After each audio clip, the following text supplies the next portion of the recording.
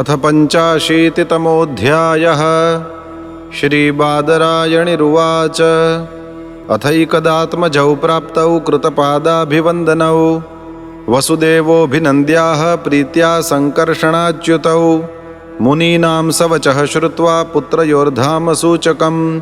तद्वीर्यैर्जातविश्रम्भः परिभाष्याभ्यभाषत। कृष्ण कृष्ण महायोगिन् सङ्कर्षण सनातन जाने वामस्य यत्साक्षात् प्रधानपुरुषौ परौ यत्र येन यतो यस्य यस्मै यद्यद्यथा यदा स्यादिदं भगवान् साक्षात् प्रधानपुरुषेश्वरः। एतन्नानाविधं विश्वम् आत्मसृष्टम् अधोक्षज आत्मनानुप्रविश्यात्मन् प्राणो जीवो बिभर्ष्यजः प्राणादीनां विश्वसृजां शक्तयो यः परस्यताः पारतन्त्र्याद्वैसादृश्याद्वयोश्चेष्टैव चेष्टतां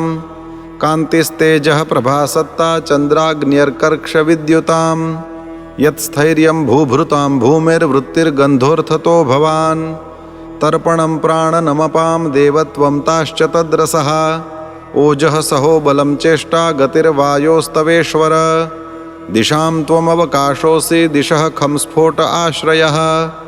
नादो वर्णस्त्वमोङ्कार आकृतीनां पृथक्कृतिः इन्द्रियं त्विन्द्रियाणां त्वं देवाश्च तदनुग्रहः अवबोधो भवान् बुद्धिर्जीवस्यानुस्मृतिः सति भूतानामसि भूतादिरिन्द्रियाणां च तैजसः वैकारिको विकल्पानां प्रधानमनुषायिनां नश्वरेष्विह भावेषु तदसि त्वमनश्वरं यथा द्रव्यविकारेषु द्रव्यमात्रं निरूपितं सत्वं रजस्तम इति गुणास्तद्वृत्तयश्च याः त्वय्यद्धा ब्रह्मणि परे कल्पिता योगमायया तस्मान्न सन्त्यमी भावा यर्हि त्वयि विकल्पिताः त्वं चामीषु विकारेषु ह्यन्यदा व्यावहारिकः गुणप्रवाह एतस्मिन्न बुधास्त्वखिलात्मनः गतिं सूक्ष्मामबोधेन संसरन्तीह कर्मभिः यदृच्छया नृतां प्राप्य सुकल्पामिह दुर्लभां स्वार्थे प्रमत्तस्य वयो गतं त्वन्माययेश्वर असावहं ममैवैते देहे चास्यान्वयादिषु स्नेहपाशैर्निबध्नाति भवान् सर्वमिदं जगत् युवां ननः सुतौ साक्षात् प्रधानपुरुषेश्वरौ भूभारक्षत्रक्षपण अवतीर्णौ तथात्थः तत्ते गतोऽस्म्यरणमद्य पदारविन्दमापन्न संसृतिभयापह मार्तबन्धो एतावतालमलमिन्द्रियलालसेन मर्त्यात्मदृक्त्वयि परे यदपत्यबुद्धिः सूतिगृहे ननु जगाद भवानजो नौ सञ्जग्न इत्यनुयुगं निजधर्मगुप्त्यै नानातनुर्गगनवद्विदधज्जहासि को वेद भूम्न उरुगाय विभूतिमायां। श्रीशुक उवाच। आकर्ण्येत्थं पितुर्वाक्यं भगवान् सात्वतर्षभः प्रत्याह प्रश्रया नम्रः प्रहसन् श्लक्ष्णया गिरा। श्रीभगवानुवाच। वचो वः समवेतार्थं तातैतदुपमन्महे यन्नः पुत्रान् समुद्दिश्य तत्त्वग्राम उदाहृतः अहं यूयमसावार्य इमे च द्वारकौकसः सर्वेऽप्येवं यदुश्रेष्ठ विमृश्याः सचराचरम् आत्मा ह्येकः स्वयं ज्योतिर्नित्योऽन्यो निर्गुणो गुणैः आत्मसृष्टैस्तत्कृतेषु भूतेषु बहुधेयते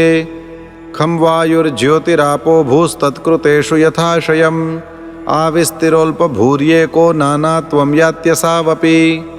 श्रीशुक उवाच। एवं भगवता राजन् वसुदेव उदाहृतं श्रुत्वा विनष्टनानाधीस्तूष्णीं प्रीतमना अभूत्। अथ तत्र कुरुश्रेष्ठ देवकी सर्वदेवता श्रुत्वा नीतं गुरुः पुत्रम् आत्मजाभ्यां सुविस्मिता कृष्णरामौ समाश्राव्य पुत्रान् कंसविहिंसितान् स्मरन्ती कृपणं प्राह वैक्लव्यादश्रुलोचना। देवक्युवाच। राम राम प्रमेयात्मन् कृष्ण योगेश्वरेश्वर वेदाहं वां विश्वसृजाम् ईश्वरावादिपूरुषौ कालविध्वस्तसत्त्वानां राज्ञाम् उच्छास्त्रवर्तिनां भूमेर्भारायमाणानाम् अवतीर्णौ किलाद्य मे यस्यांशांशांशभागेन विश्वोत्पत्तिलयोदयाः भवन्ति किल विश्वात्मस्तं त्वाद्याहं गतिं गता चिरान्मृतसुतादाने गुरुणा कालचोदितौ आनिन्यथुः पितृस्थानाद् गुरवे गुरुदक्षिणां तथा मे कुरुतं कामं युवां योगेश्वरेश्वरौ भोजराजहतान् पुत्रान् कामये द्रष्टुमाहृतान् ऋषिरुवाच एवं संचोदितौ मात्रा रामः कृष्णश्च भारत सुतलं संविविशतुर्योगमायामुपाश्रितौ तस्मिन् प्रविष्टावुपलभ्य दैत्यराड् विश्वात्मदैवं सुतरां तथात्मनः तद्दर्शनाह्लादपरिप्लुताशयः सद्यः समुत्थाय नाम सान्वयः तयोः समानीय वरासनं मुदा निविष्टयोस्तत्र महात्मनोस्तयोः दधारपादावनिज्य तज्जलं सवृन्द आब्रह्म पुनद्यदम्बुः